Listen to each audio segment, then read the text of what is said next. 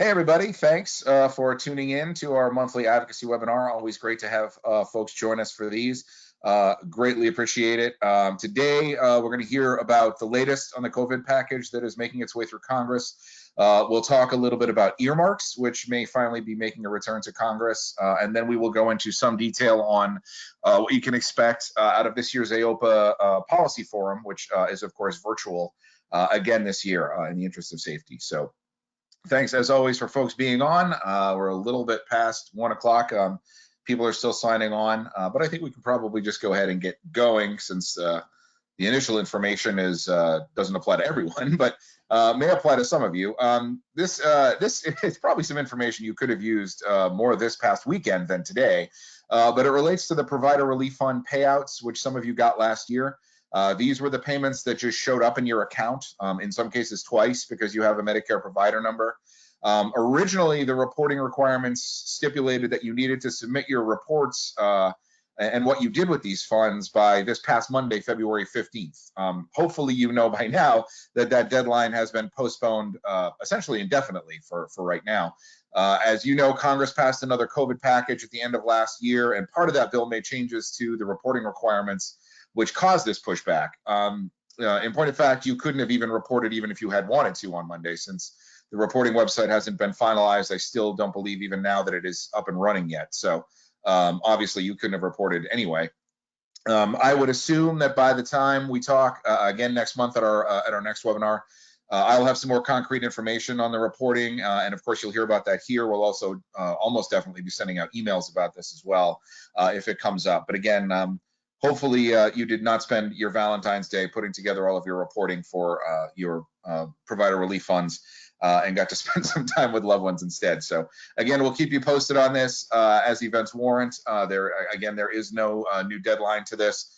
And again, I don't believe that the provider relief reporting site is up and running yet. So I would expect at least another month before they're ready to go on that.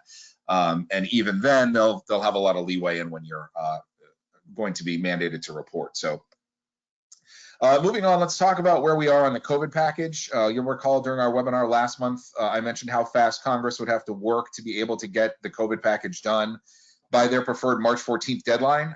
That's the goal because that's when federal unemployment benefits run out. So Biden and congressional Democrats want the bill done by then, and so there's no interruption in those federal unemployment benefits. In fact, they want to increase the monthly stipend for federal unemployment benefits by $100. I expressed reservations, as you might remember on the last webinar, about that timeline, as it is incredibly fast to get such a large package across the finish line. First of all, though, I have a captive audience, so I'm going to mention this. Yesterday, my wife asked me what I was working on. I said, I'm working on these slides to show what's in the next COVID package. And, I've got this advocacy webinar and these dedicated advocates I like to talk to about, and I want them to know about the COVID package. And literally 5 minutes later, what you're seeing on your screen popped up on my Echo Show.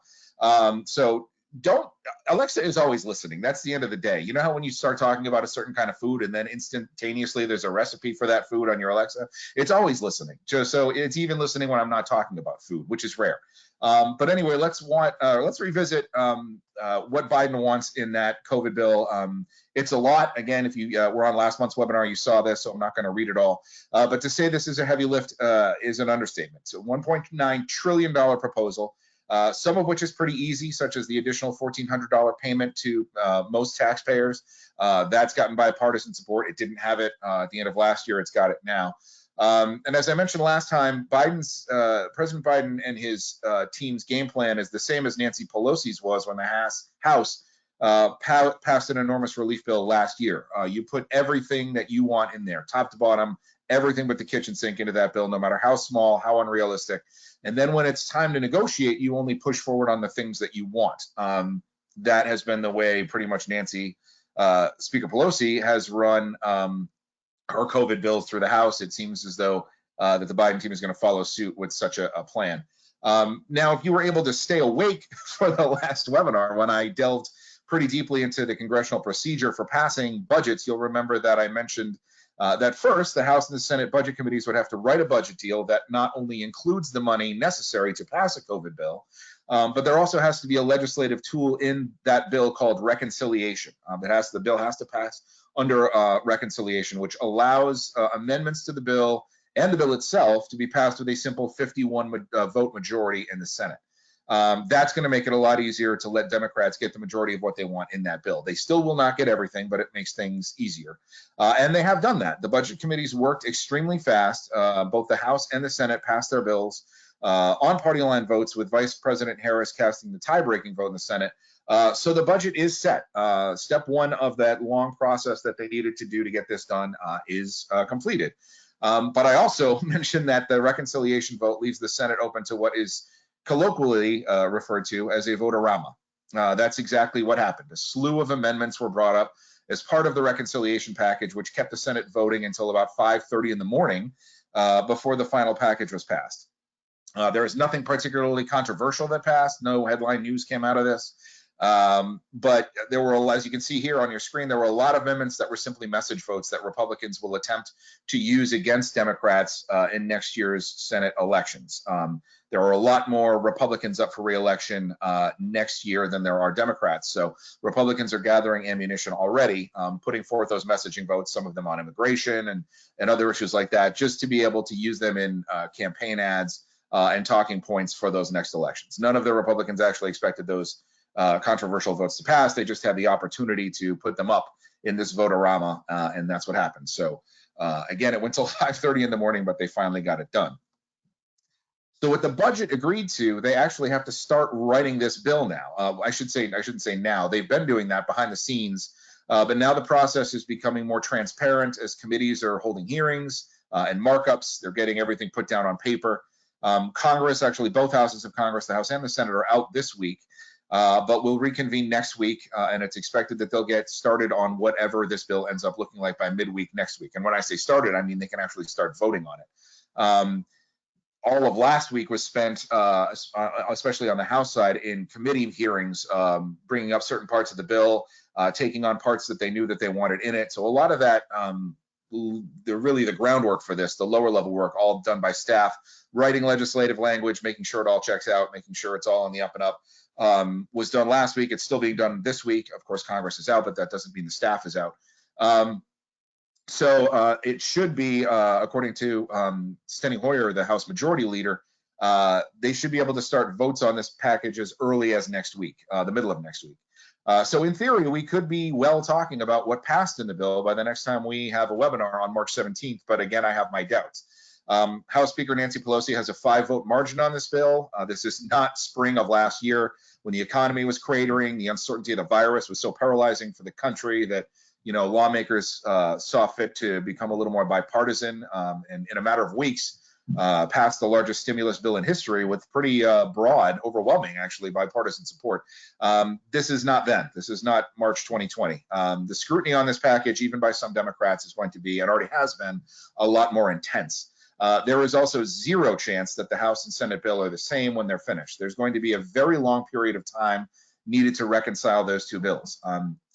I was on a Zoom with Senate Majority Leader Chuck Schumer last night. He was hopeful that the bills would be very close in content, but he knows that the Senate has very different rules than the House on what can be included in a bill that passes under reconciliation.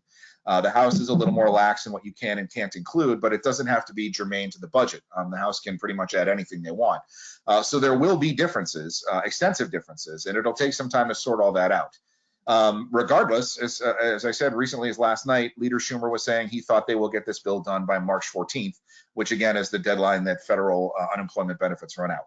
We will know that by next webinar, which is March 17th. So, and again, we'll also know more about what specifically is in this bill, what language got in, what language is out, probably early next week when the final package comes to the House floor. We've been able to guess at this, not even guess, because there's been legislative language released from a few committees, but nothing in the form of one large bill. It's all been little bits and pieces. So we'll have a little bit more of a tangible idea of what is going to be in this thing early next week. And so eyes out for that. One more thing to talk about, I'll take some, and then I'll take some questions. But I want to talk about earmarks. This is another big topic of conversation for us policy nerds that came up last week. And that is, the reinstatement of earmarks in Congress. If you've been to the policy forum, either in person or you were at the virtual policy forum last year, you've heard me give a spiel on earmarks, what they are, why they were banned, and why I think that bringing them back would be a good thing. You'll probably hear that from me again at this year's policy forum. But let's take a quick run through it, and I will keep it much briefer than I normally keep it when I'm talking about the policy forum. And I went one slide too many, so let's go back here. The Office of Management and Budget, which is an arm of the administration, it's the budget writing arm of the president, writes the president's budget. They would tell you, as they do here, that earmarks are money that circumvent the normal congressional approval process for congressional spending, and that's not wrong. Earmarks, in their more simple form, are monies that are put into appropriations bills, and I should say were, because as of now they don't exist for the most part. They were monies that are put into the appropriations bills for individual projects that don't go through the typical congressional process.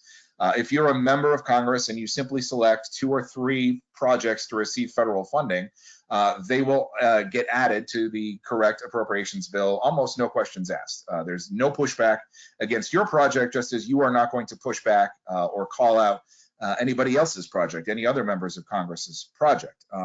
And it funds a lot of good programs. If I can advance the slides this time, there we go. In older Appropriations Committee reports, you would see pages upon pages, just like the one you see on your screen, detailing where the money is going, what kinds of projects they're funding. The ones you see here primarily are education and museum. This is the Department of the Interior. Those kinds of projects, but obviously it could be rural broadband, it could be medical research, any number of things can get funded by these, could get funded by these earmarks. Now, the Office of Management and Budget hated this because that's the budget writing team of the president. They didn't think it was fair that Congress could go and just throw in hundreds upon hundreds of programs into appropriations bills without any real congressional oversight on them. No president of either party has traditionally liked earmarks, simply because there are always smaller programs in there that they might not agree with. And every president for decades has asked Congress to give them what's called a line item veto, where you would take a small part out of the bills without killing the whole bill. In other words, you could go through line by line and take out any of the programs in this bill that you didn't like. But Congress has never granted a line item veto, and they never will, for that simple reason, that they like being able to pass everything as a whole. I mean, there's nothing you'd see on this page that you're looking at, like fetal tissue research or individual projects for the National Endowment for the Arts, that would be up to any scrutiny. Everything you see here would pass totally fine, but there were certain things that were more hair-raising to one party or the other, and they would want them cut out. But it doesn't work that way. With earmarks, it's all or none, and it created bipartisanship because both sides wanted their projects funded. So where did they go? Again, if you've seen me at Policy Forum, or I think I did this on one of the webinars, you know that long about 2005, a congressman from Alaska named Don Young, who was actually chair of the Transportation Appropriations Subcommittee, directed $223 million through his own committee to fund what was eventually came to be known as a bridge to nowhere. It was a bridge connected the island of Gravina to the community of Ketchikan, and that was already serviced by a ferry that had been working just fine for years and years. Nobody really wanted a bridge, and yet Don Young funneled $223 million into that project, raising a lot of eyebrows, causing a lot of news media to start paying attention to these things. Members of Congress were perfectly fine with these things kind of flying under the radar, but all of a sudden Don Young sinks this much money into it, and we start talking about earmark bans and how bad they are. John Boehner was a big proponent of ending these, John McCain as well. And so eventually even Don Young, the man who started this kerfluffle in the first place, eventually came around, dropped his opposition to killing earmarks. And with that, right about 2010, 2011, we saw earmarks phased out. But as they've been saying for years, Democrats are finally going to bring them back. They haven't exactly said what they look like. We'll get a firsthand look at this in a month or two when appropriations bills start being written. But for now, they're just saying that these types of programs will be back. One thing different will be what modern folks are calling the brand, what modern folks would call the branding of them. We don't want to call them earmarks anymore because that's got a bad note to it. We don't want to call them pork, which is what they also used to be called. So we're going to call them member-directed funding for community projects. If that's not the most Washington thing you've ever heard, earmarks, something as simple as the word earmarks becoming member-directed funding for community projects, I don't know what is. George Carlin is rolling over in his grave somewhere. But that silly name does note one huge difference in what we will see from the new earmarks, and that is that they can only go to nonprofits. Back in the day, it was fairly easy to funnel your earmark to a for-profit company. That will definitely not be the case with this new version. They will only go to nonprofit companies and organizations. Chair DeLauro has been very, very clear on that. It seems that has congressional approval. At least in the short term. I mean, who knows? This could evolve as Congress goes on, and you know, if this round of earmarks goes pretty well, next Congress, the Congress after, we could see a return to earmarks for profit companies. But for now, only nonprofits, associations, religious institutions, those kinds of things. Let me give you an example of why they're not there. Well, I mean, obviously, it's just better press to go with nonprofits, but I'm going to give you an example of another reason why they're leaning away from for-profit companies. So this is the National Defense Authorization Act for 2010, and the NDAA as it's known. Now, you may be thinking that I've been talking about appropriations bills, and the NDAA is not an appropriations bill. It's an authorizing bill, and you're exactly right. And also, if you did think that, you should be leading this webinar because that's very astute. But no, the NDAA is not an appropriations bill, but there are still earmarks in the bill, small programs and projects that circumvent other funding mechanisms. And in 2010, as you can see here, there was a $2 million earmark for self-powered prosthetic limb technology. This, again, a typical earmark, an item, a relatively small amount of money, no real story behind what the money would be used for, or which member of Congress requested it. That was never in any appropriations bill. All of those earmarks that you saw, no one would have known where they originated. They just ended up in the final bill. There was no particular oversight of that. But we do have some more insight into this particular earmark because it was 2010. Remember, that is when Congress finally got rid of earmarks altogether. So at that point, they were hopeful that they could keep earmarks in both authorizing and appropriations bills as long as they agreed to divulge specifically where the money was going. So as a result, for a brief period of time, you saw pages upon pages in the congressional record that looked like this. So we know that G.T. Thompson, who is one of our biggest champions, one of the biggest champions of orthotics and prosthetics in Congress, asked for this earmark specifically for a company in his district. As a side note, I'll note that this divulging in the specifics led to a quicker elimination of earmarks once people saw that a lot of this money was going to private and for-profit companies. They probably didn't need the money. So when people realized that people were kind of getting these congressional payouts to private companies, that led to their demise even faster, I think, than not being so open about it would have been. But anyway, so these types of earmarks, those that go to for-profit companies, like I said, they will still be banned. But nonprofits, schools, museums, churches, they will be able to utilize this benefit again. I will certainly have more on this as it moves forward, but it's an interesting development to be sure. It will greatly change the way the entire appropriation process is conducted, and maybe make that run a little bit smoother going forward over the next couple of years. Maybe I'm just saying all this to be a nerd because I like this stuff. But anyway, let me pause here to see if anyone has any questions up to this point before we start talking about details of the virtual policy form. Justin, I'm not seeing any questions, but if you guys do have questions, please type them into the chat and we will get Justin to answer them after he talks about the policy form. I should have said that right from the beginning. If you have any questions, by all means, put them in the chat and we will get to them. And it doesn't have to be about anything that we have talked about here. Any questions that you have about anything government relations, AOPA related, please do let me know and we can chat about it. So the virtual policy forum, you hopefully already know that we are having 2 weeks of virtual policy forum. April 20, 21, and 22, that's a Tuesday, Wednesday, Thursday. And then 27, 28, and 29, that is also a Tuesday, Wednesday, Thursday. Now you do not, and I cannot emphasize this enough, you do not need to be available all 3 days, all day. We are not, I'm sorry, all 6 days, all day. We are not asking you to take 6 days out of your schedule. Let me show you what specifically this is gonna look like. Starting with next week, you're gonna see us release a series of videos outlining key facets of the policy form, how to register, why you should register, how to make appointments with your representative, things like that that kind of get you ready for the event itself. So you don't have to come into day one on Tuesday, April 20th, knowing nothing. A lot of what we cover on April 20th will hopefully have already been covered not in as much depth, but on a very 50,000 foot view by those videos that we're going to have leading up to that. So everything you're going to need to know will be in those videos as we get closer to the dates. On April 20th in the morning, we will have our normal advocacy training session. If you attended Virtual Policy Forum last year, it will look a lot like that, kind of a brief Congress 101, how a bill becomes a law, an overview of our issues. We will have, in advance of that day, presented you with some talking points that we'll be using on our congressional visits, our virtual visits, I should say. So you'll have all those in hand, even by the time we get to the 20th. And then on Wednesday and Thursday, we'll, the 21st and the 22nd, we will have meetings with your senators, which AOPA will arrange for you.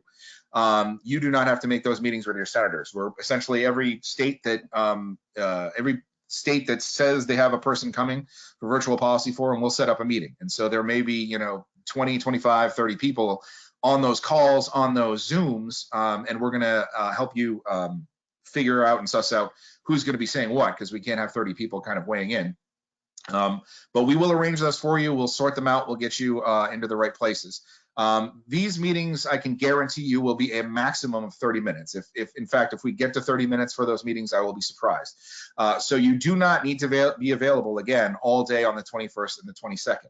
I would ask for some flexibility on those days, because we're going to try to set up those meetings as early as we can, probably ideally by April 5th, but the Senate is very, very hard to pin down in terms of meetings. Things get shifted around a lot. Sometimes the committees don't release their schedules until that week. So it's going to be very, very tough to lock these down 2 weeks in advance, but we're going to do our best. But again, don't assume that you need to take all of the 21st and 22nd off. It's going to be 2 maximum half-hour Zooms or calls, depending on what the staffer wants to do or the legislator wants to do.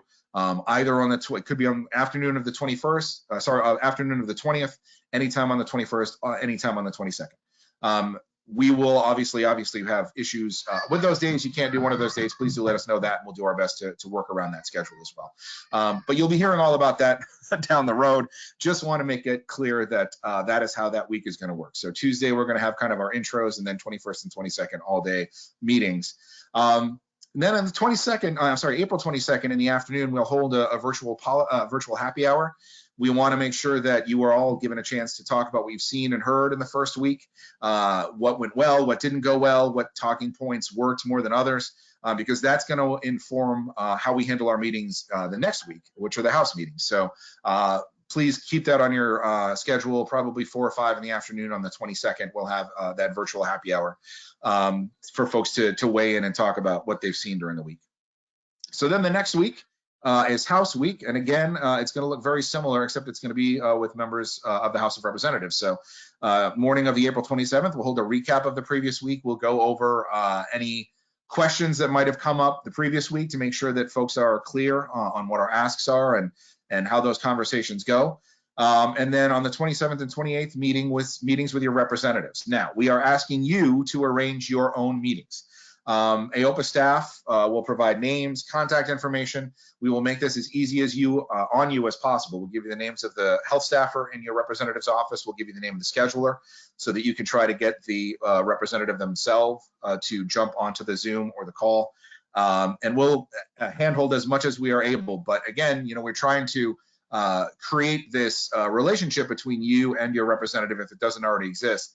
And the first way to do that is just by getting to know the scheduler, the staffers, and kind of being that, starting that first step and doing that initial outreach. Obviously, there are going to be numerous people that are coming from the same congressional district. We'll know that in advance. We're going to be monitoring our attendees, our registrants as they come along. So if we get 2 people who are from the same congressional district, or 3 or 4, we'll make sure that you're all connected by email so that you're not all reaching out to get 5 different times. Again, we're going to be overseeing this process pretty carefully, but it is important that you are all doing that initial outreach and making those appointments. Again, you do not need to be available all of the 27th and 28th. In fact, only a half an hour on one of either of those days, really, or early on the 27th. Here it says, I'm sorry, I realized I got a typo. So Tuesday is the 27th. Yeah, Tuesday is the 27th, and that should say Wednesday and Thursday, April 28th and 29th on that bullet point. Sorry about that. Anyway, so that week, 27, 28, and 29, you'll only need to be available for the 15 minutes or half an hour or so that your meeting takes place. So don't feel like, again, that you need to take all those days off. Whatever time you lock in that meeting with your representative, that's the only time off you'll need to take that week. Answer a question you didn't ask. Are these going to be by Zoom? Are these going to be by phone? Here's how that is going to work. We have found in doing this ourselves and talking about best practices from other organizations that are holding virtual fly-ins, if you leave it up to the congressional staffer, they would prefer a phone call. They're as sick of Zooms and go-to-meetings as we all are. They would rather not do those if they can avoid them. But I have found, and I'm sure that you have too, that Zoom meetings are a little bit more effective in terms of just reading body language, making sure they're paying attention, kind of having that more in-depth conversation, because you don't really know on a phone call if, how much the person is really invested in what you're saying. So the way we're going to do this, at least on the Senate side, is we are going to, once that meeting is locked in and they say, yeah, I'll do, 3 o'clock on Tuesday, we're just going to send them a Zoom link and assume that they're going to take it. If they write back and say, hey, can we do this by phone? Obviously, we can go that route as well. But to the extent that we're able, we're not going to give them a choice, because I think these will work better as in face-to-face meetings, closest we can get anyway. So don't feel as though you need to do that. If you would rather have your meeting with your rep by phone, certainly that is the way you should ask. And if you need a Zoom link, we can try to help set you up with one. But in a perfect world, we would be doing these by Zoom. It's a little bit easier for more people to participate. And obviously that face-to-face interaction is better. And then finally, last thing on the afternoon of April 28th is kind of a closing out party. We'll have a virtual fundraiser for one of our legislative champions to be determined. We have done these at policy forums in the past. Folks remember we had a virtual get together with Senator Tammy Duckworth last year. So those are things we do every policy forum. We didn't want to veer from that. It gets us some good face time at the end of this with one of our legislators, our legislative champions. So that's the way our week is going to go. Again, I know that's a lot of information. We're going to be releasing a series of videos kind of outlining all of this as we go forward starting next week. But the key takeaways, I think, and I'm not sure I've said it enough, is you do not need to be available all 6 of those days, and that we will make those meetings with the senators for you. So look forward to having everyone be a part of this. Registration is not open yet. I should have mentioned that as well. So if you are, as I'm talking, bopping around our website looking for registration, it is not open yet, but it will be as soon as next week. Let me stop there and see if anybody has any questions. Yeah, no, I just wanted to add that, yes, we plan to open registration early March likely. So not next week, but the following week, hopefully. If maybe next week we can, but so stay tuned, and we'll certainly be posting on our social media, getting emails out, and also to note that it's free. So like last year, there will be no cost to attend given it's virtual, and we want you all and all of your colleagues to be there. So as soon as you get the notification that registration is up, sign up, and then do include to send it to all of your colleagues to join us. Yes, the more the merrier. Yeah, but please do submit questions if you have them for Justin.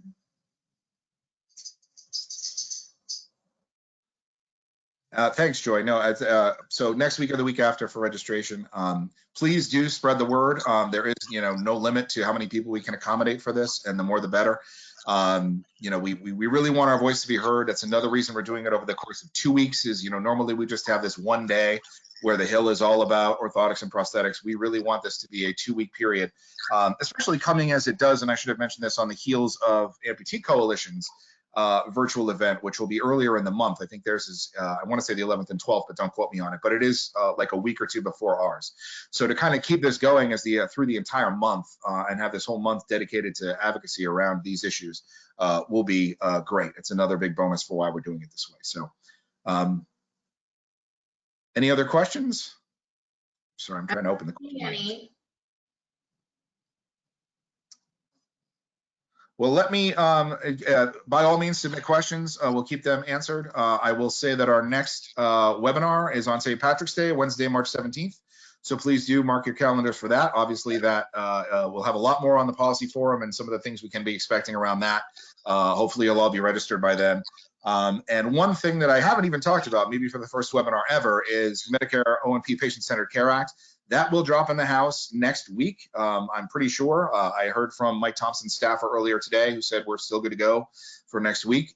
So I didn't talk about that in this webinar. That will be a big part of next month's webinar. But until then, please do keep watching for emails, because as soon as that bill drops, we'll be doing a ton of grassroots work around it, asking you to write your legislators to co-sponsor that bill, so that we have a good base of folks who know about it going into the policy forum in April. So please do stay tuned for that. This is my information, and I will pause one more time to see if anybody has any questions. Looks like, as always, you've anticipated their questions in advance. Not seeing any. Excellent. Thank you so much, everybody, for being on. I really appreciate it. Please do watch out for that email announcing the Medicare O&P Patient-Centered Care Act. And please do get ready for next month's webinar and register for the policy form. A lot of homework this time. Thanks, everybody.